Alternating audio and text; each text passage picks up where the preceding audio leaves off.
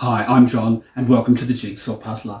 Today's episode sees the third in a row of difficult puzzle images.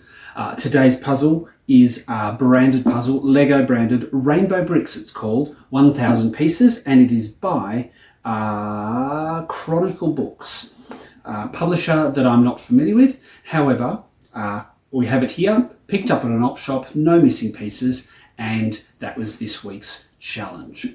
All right, let's talk about the quality first, then a bit of a tour around the image, which won't take long to explain, and then my strategy for completing this.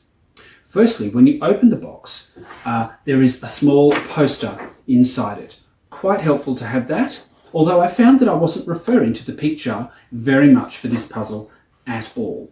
There's a decent picture on the front of the box and one on the back of the box as well. So you have three pictures to work with.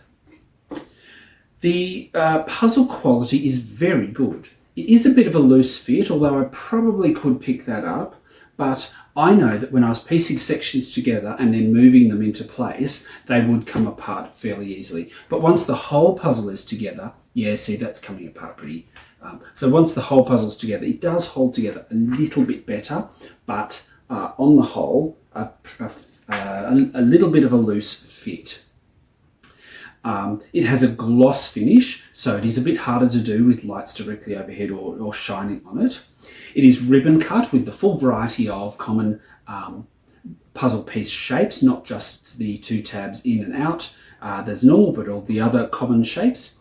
And it is elongated. So the pieces are elongated so that they are taller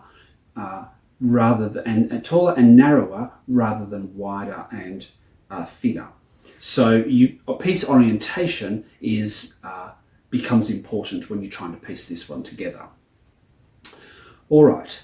The puzzle pieces are quite thick, yeah, and so very, very nice to work with. A nice feel, not one of those nasty thin kind of puzzle pieces that don't work very well.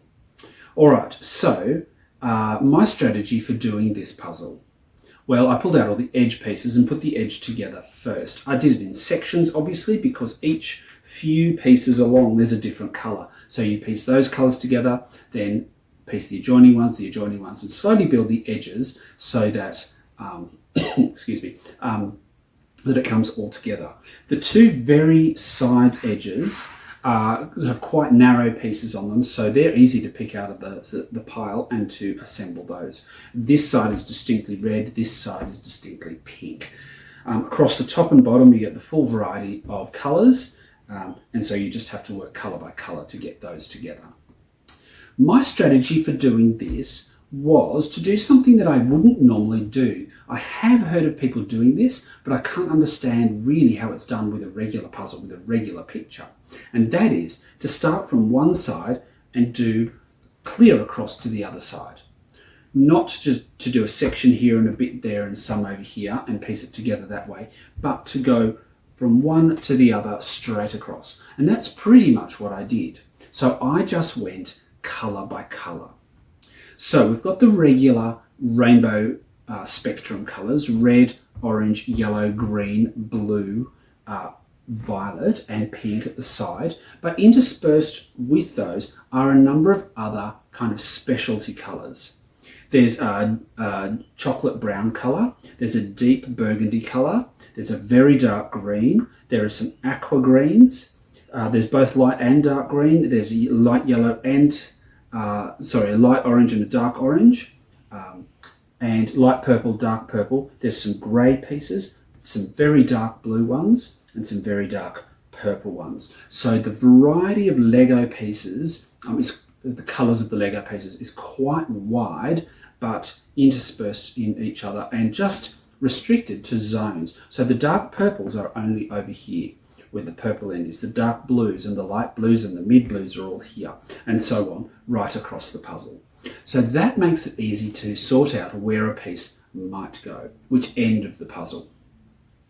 The other thing that really helps you with this, to complete this puzzle, is the knobs on the top of the Lego have a shadow, and the shadow all faces in the one direction. So if you hold up a piece, you can turn it till the shadow on the knob faces, it's a bottom right, faces that way, and then you'll know which way, which the orientation for each piece, and that was enormously helpful to try to put this one together.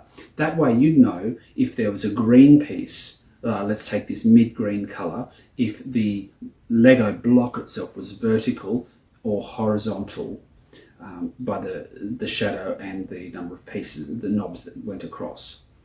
All the pieces are the 4x2 standard Lego pieces, and they do have the name Lego written on each of the knobs, as normal Lego pieces do, so that also helps you. But the name Lego is not always across. Depending upon the orientation of the block, the name might be vertical. None of them are upside down, and none of them face the opposite direction. So all of the horizontal Lego pieces have Lego written that way, top to bottom on the puzzle. None of them are positioned the other way. And none of the vertical pieces are positioned upside down with the writing upside down. So they were the tips that I have for finishing this puzzle.